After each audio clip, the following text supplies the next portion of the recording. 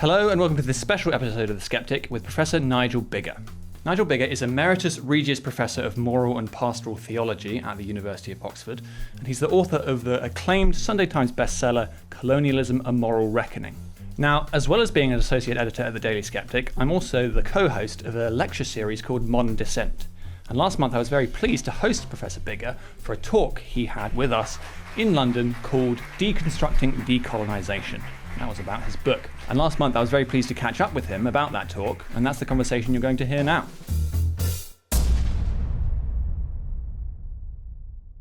Okay, so welcome to The Sceptic, Nigel. Thanks, Laurie, for having me. Okay, so you gave this great talk for us at Modern Dissent recently, which was really well received, and it was also nice to see some Daily Sceptic readers there. I had written an article about it, advertising it, and we had a few people come along, so that was really good. So bearing in mind that probably most Daily Sceptic readers will be at least on board with the idea that while, there are certainly some imperial crimes from the British Empire, it wasn't this litany of racism and exploitation that it's often made out to be by some types. But so sort of skipping over that part of the talk a little bit, could you sort of explain for us what you were setting out to argue in deconstructing decolonisation? Yeah, so just to say in brief what I think about decolonisation in general. I mean, first of all, on the one hand, there can be perfectly sensible notions of it. If it's true that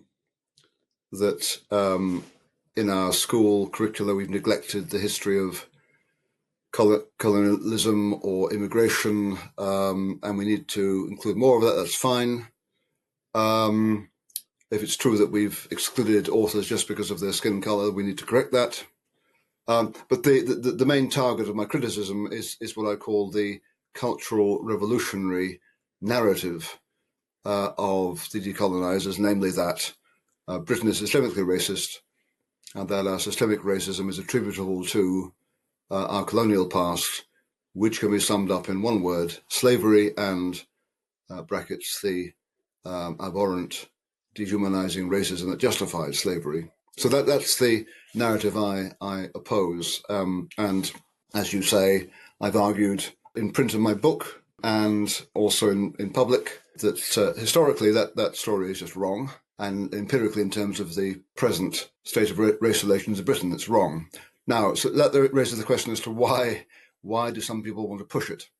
First of all, as is implied in what I've just said, they're not pushing it because history requires them to push it, or because the empirical data requires them to push it. So something else is motivating them.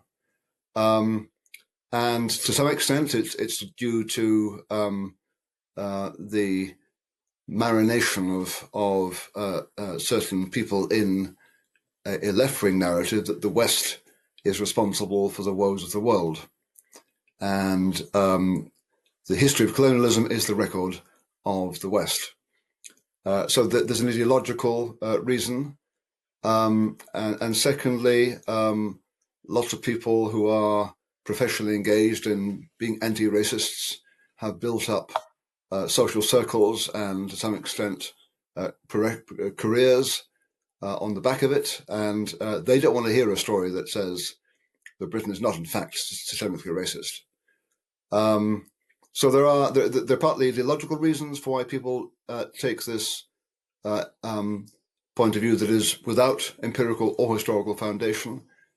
Also reasons of social status, but also reasons of career. And so just to expand on that a bit, the decolonial mindset almost reiterates the colonial mindset because it presents all non-Western peoples as not really having any agency, and that all of the problems that they now face in their societies are all the result of colonialism. So ironically, the anti-colonial types are putting forward an essentially deeply Eurocentric outlook. Could you just expand on that a bit? No, thanks for reminding me of that point, Laurie. So I mentioned ideological reasons, social reasons, career reasons for taking this anti-historical, anti-empirical position.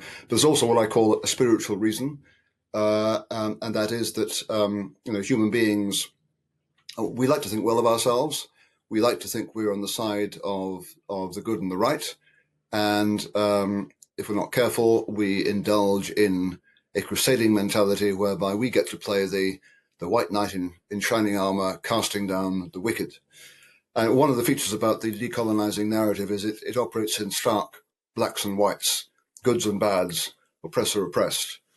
And of course, the decolonizer gets to play the good guy, the knight in shining armor. And yes, ironically, the decolonizer thinks of themselves as fighting on the side of the oppressed, the non-white oppressed. But often the non-white decolonizer is oblivious to the agency that in the past native peoples had in relation to the British colonizer. Doesn't recognize that colonial reality was often a negotiation between a British ruler and native ruled. And also the decolonizer, often white, often educated, university educated, presumes to speak on behalf of non-white people.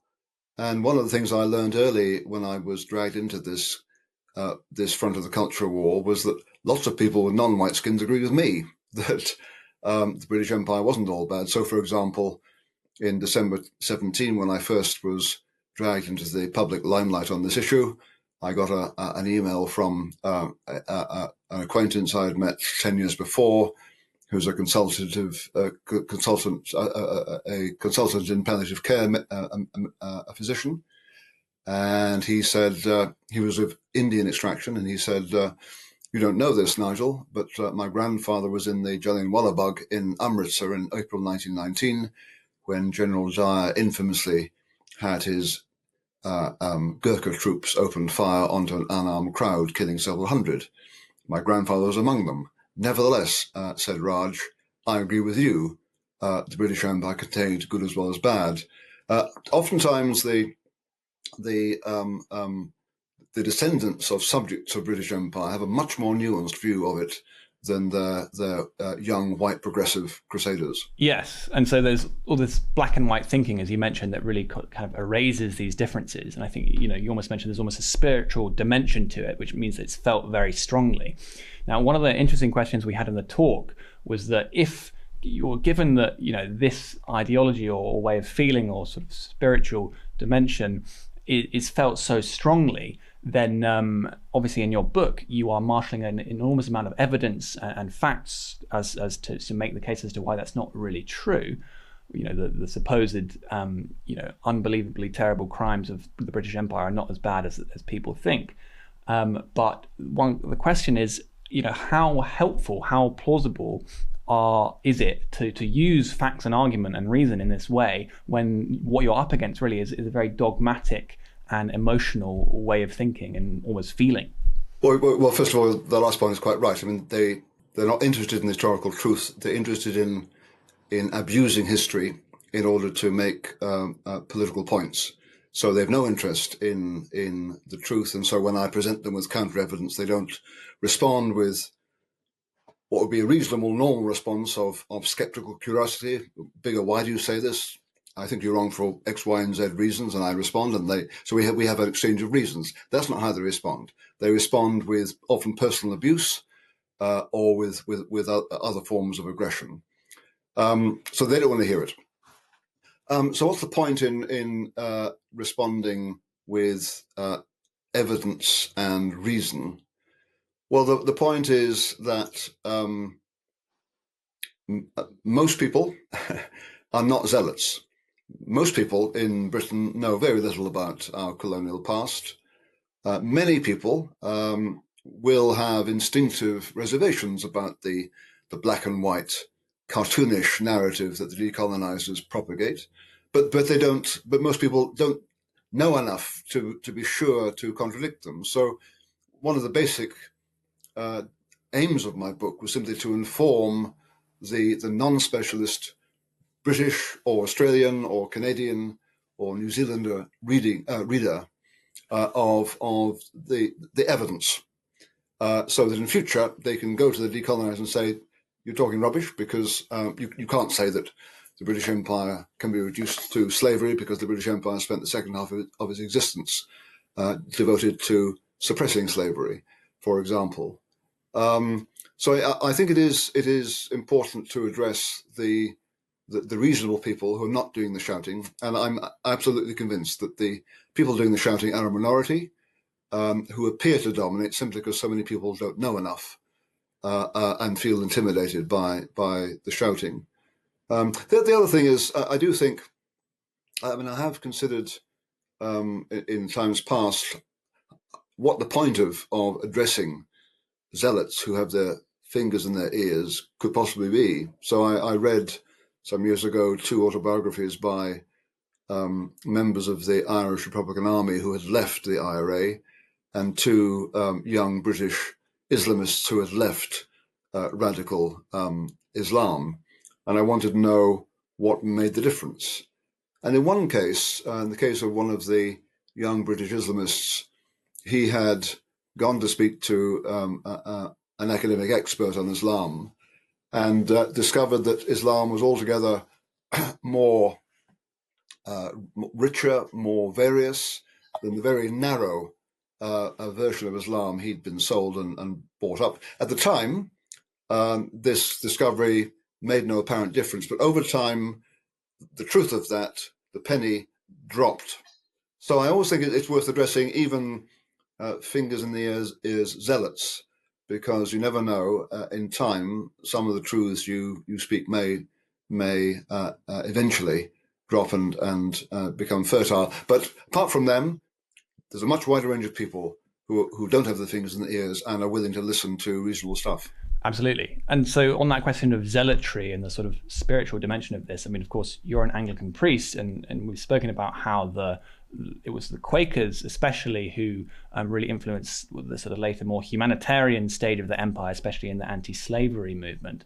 And of course, today, the decolonized movement certainly cloaks itself, at least, in sympathy for the oppressed, sympathy for the poor, and that, similarly reflects these sort of deeply embedded Christian, essentially humanitarian principles, one might argue. And so, what do you think of the argument of someone like Tom Holland that would say that much of the decolonize movement now is the legacy of Christianity? Well, it is. I mean, the emphasis in the Hebrew Bible and the Christian scriptures, and indeed in Christian tradition, of concern for the poor is extremely strong, and you don't find that in every religion or every philosophy. So there may be other sources as well in Western culture, but Christianity has to be a major one. And just more generally on the theme of humanitarianism, I mean, the great irony, Laurie, is that the as it were expressions of British Empire, British colonialism that I want to put before the reader as things that are admirable and commendable are precisely the, if you like, progressive elements. So the movement to abolish slavery, starting in the late 1700s, was propelled by a conviction of the fundamental equality of all human beings under God, regardless of race and cultural development. And the empire not only abolished slavery, but spent 150 years suppressing it all over the world. And at its end, the British Empire exhausted itself, opposing what? Opposing the massively murderous racist regime in Nazi Berlin. And for 12 months between May 1940 and June 41, the British Empire, with the sole exception of Greece, was the only military opposition to Nazism. So ironically, it is the humanitarian, liberal, if you like, progressive elements and tendencies in the empire that I promote. So in that sense, both I and the decolonizers have that in common. It's just that they mistake, they are mistaken in supposing that what they care about, the British colonizers didn't care about. In fact, many of them did. Yeah. And so on that, I just want to put to you a criticism that's been made of some of your work and some of the History Reclaimed project in the Pimlico Journal last year.